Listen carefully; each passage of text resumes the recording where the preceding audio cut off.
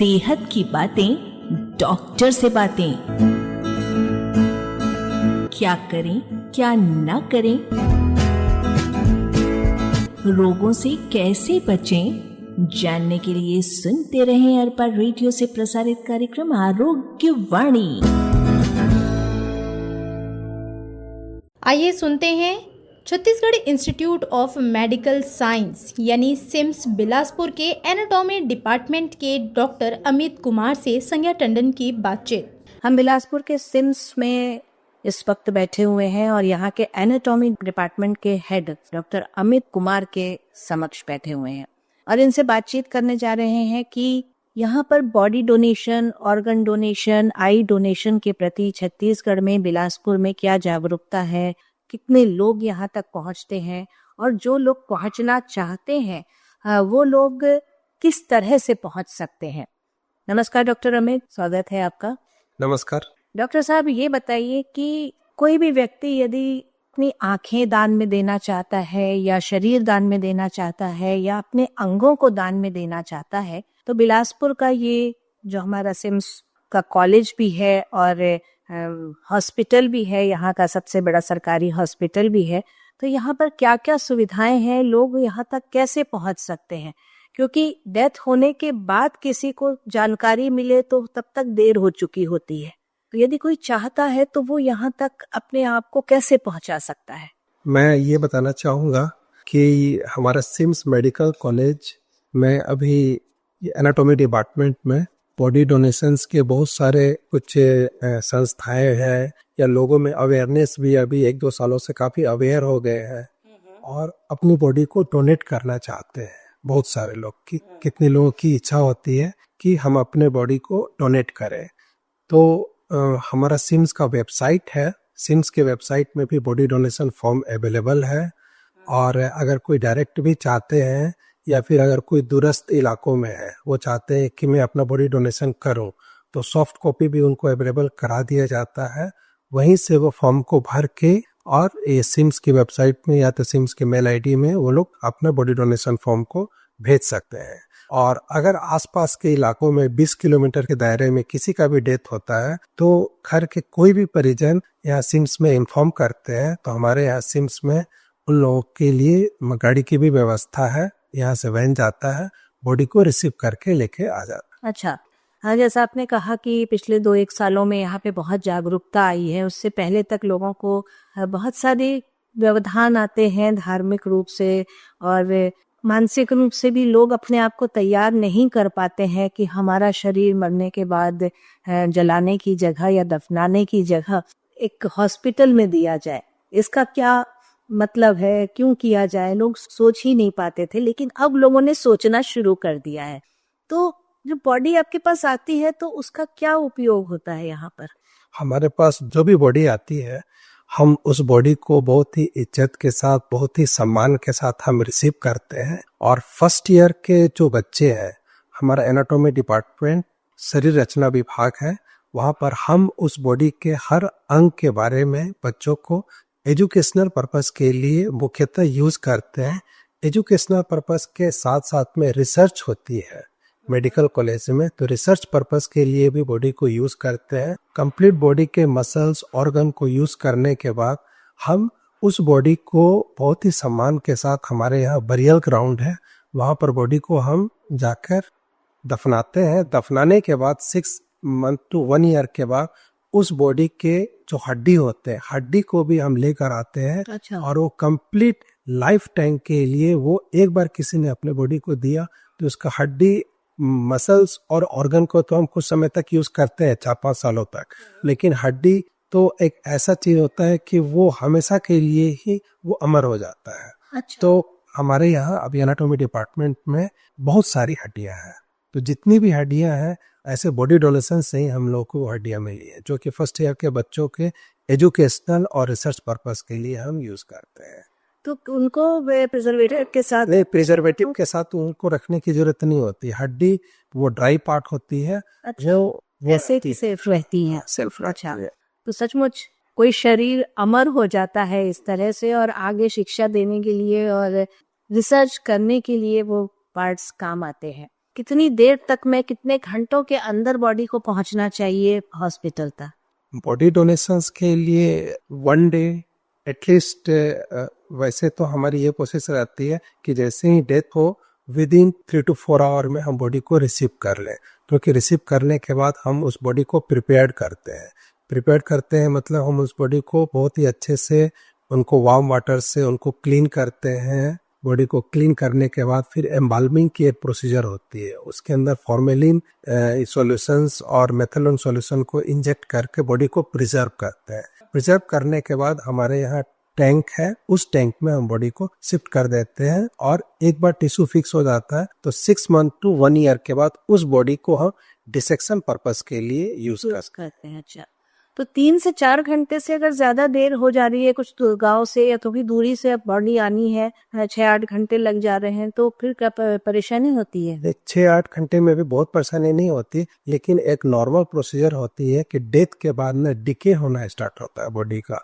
तो हमारा ये कोशिश होता है कि इमीडिएट जितना जल्द से जल्द हो सके हम बॉडी को रिसीव करके उसको हम प्रिजर्वेटिव के थ्रू बॉडी को प्रिजर्व करें।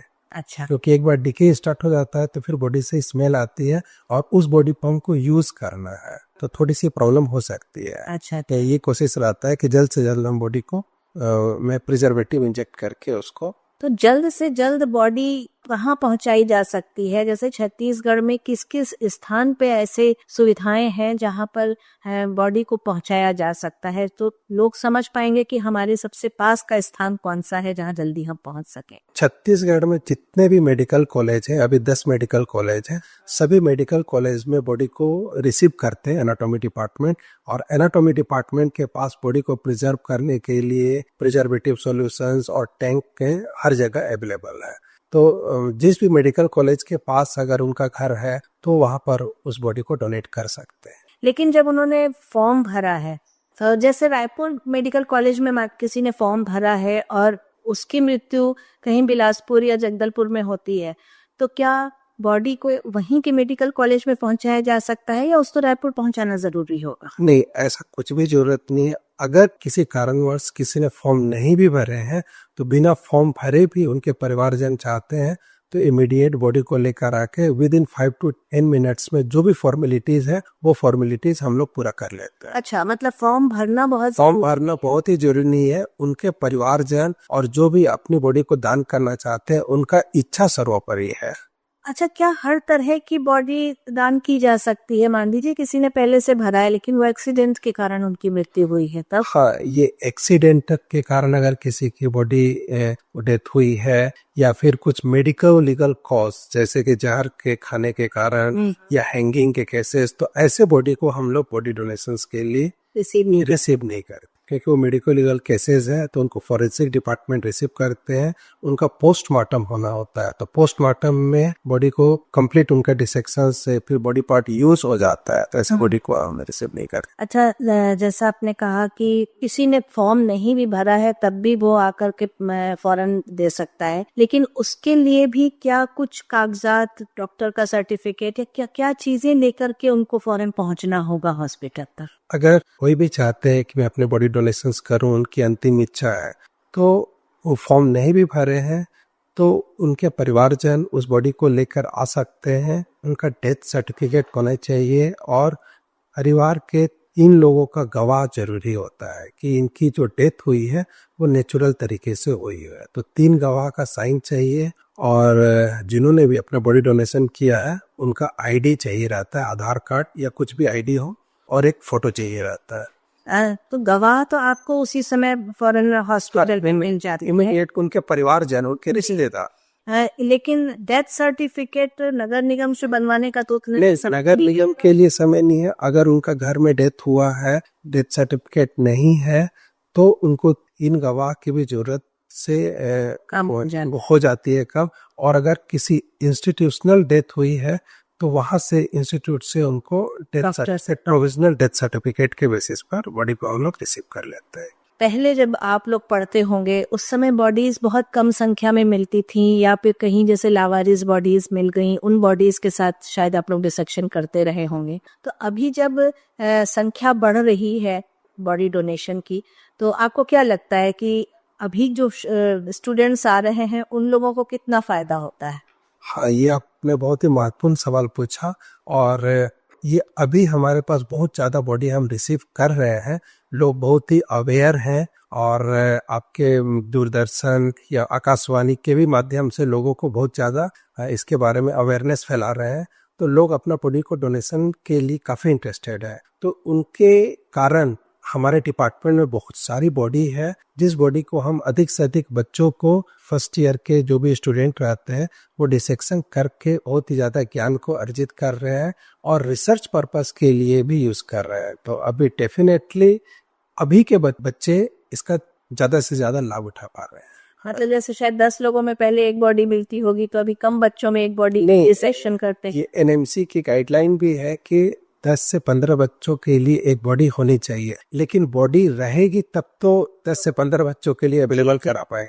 बॉडी तो किसी के हाथ की चीज नहीं है, और इवन प्राइवेट कॉलेजेस में बहुत ही कम बॉडी रहती है, तो वहाँ पर वर्चुअल डिसेक्शन से भी काम होता है। लेकिन वर्चुअल डॉक्टर तो नहीं बन सकते ना, डॉक्टर तो रियल बनना है, तो रियल बॉडी बहुत ही मस्ट होता है। तो ऐसे सरकारी जो मेडिकल कॉलेज है, यहाँ के बच्चे बहुत ही लकी होते हैं कि उनको फ्री में ही इतने सारी बॉडी में डिसेक्शन करने का अवसर मिलता है, दानदाता के कारण ही। जी जी, हम मतलब ये कह सकते हैं कि अच्छा डॉक्टर बनाने के लिए आप अपने शरीर को अपने जाने के बाद हॉस्पिटल को दें, तो हमको ज्यादा अच्छे डॉक्टर्स मिलेंगे।